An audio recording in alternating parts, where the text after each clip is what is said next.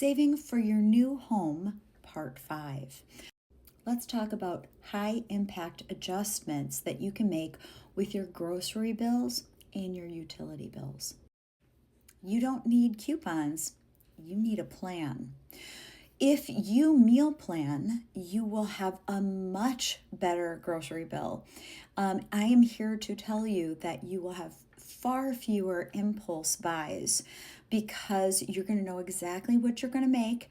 And when you have planned out your meals, you'll know exactly what you need to buy in order to make those meals. In the 1970s and early 1980s, inflation was up at 14%. Inflation right now is at 2.7%. So if you think things are expensive now, comparatively speaking, they were actually much more expensive in the 1970s and 80s. And if you're planning out your meals, you are cooking at home. You're already saving so much money. Let's do a quick comparison of how much it costs to make a meal and to buy a meal out at a restaurant. And we'll make one more comparison, DoorDash. Let's take fried chicken as a great example.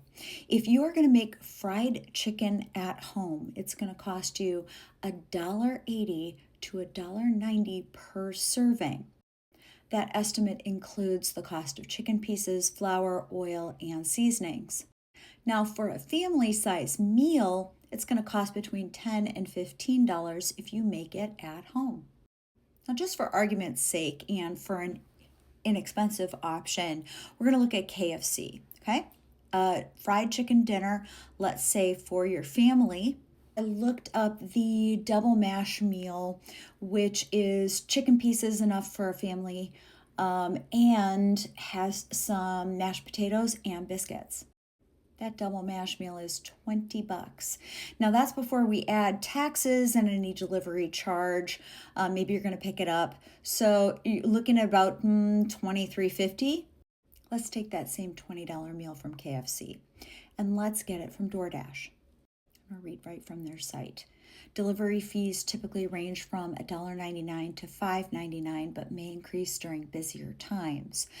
A service fee, usually between 10 and 15% of the order total, is added. In addition to that, food prices are often 15 to 30% higher than the in-store prices. And they also recommend tipping. How many times a month do you do that? And now I'm really going to age myself with this utility business.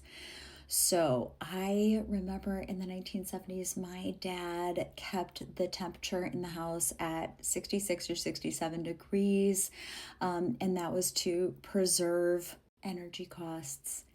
We also had to watch how long our showers were, so we weren't using a lot of hot water.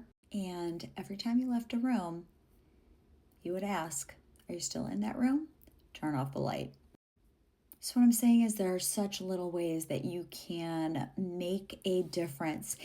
Even if you did DoorDash one less time a week and planned a few meals, you would do better. And there's your next house.